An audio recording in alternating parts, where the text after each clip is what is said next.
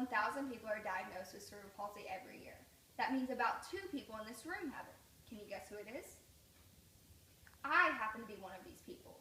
Cerebral palsy is a disability caused by brain damage and affects everyone who has it differently.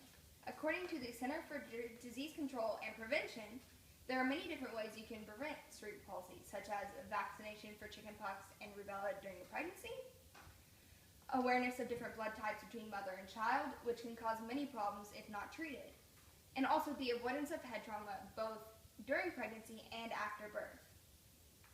If it cannot be prevented, the causes, once you are diagnosed, are most likely gene mutation, which we have yet to learn to prevent, maternal infections, lack of oxygen to the brain during childbirth, which is most commonly caused by the wrapping of the umbilical cord around the neck, which keeps oxygen from the brain, causing NCP.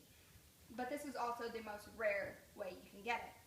The most common, however, would be infant infections, such as chickenpox, rubella, cytomegalovirus, or bacterial infections. Here I have a chart that shows when most people acquire cerebral palsy. You can go ahead and pass that around.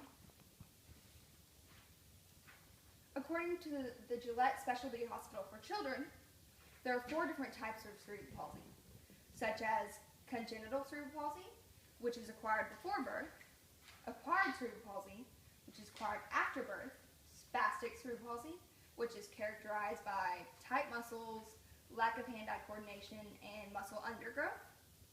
There is also dyskinetic cerebral palsy, which is more of an uncontrollable twitching and spastic movements, although many people having mixed of both. Once they figure out which type of cerebral palsy you have, they put you into the MAP system, which according to the Gillette Specialty Hospital for Children, goes into these levels.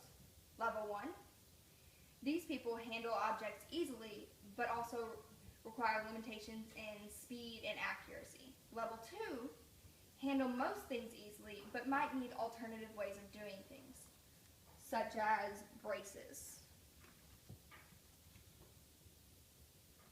Level 3 cerebral palsists have difficulty doing most things and need to adapt in order to do things independently.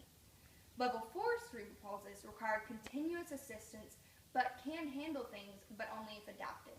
Level 5 require total assistance in everything they do and have no independence. Once you have cerebral palsy, the symptoms you might have to live with would be abnormal reflexes, abnormal muscle growth, lack of hand-eye coordination, or bone malfunctions. In conclusion, cerebral palsy might be only one disability, but it breaks down into affecting everyone who has it in so many different ways.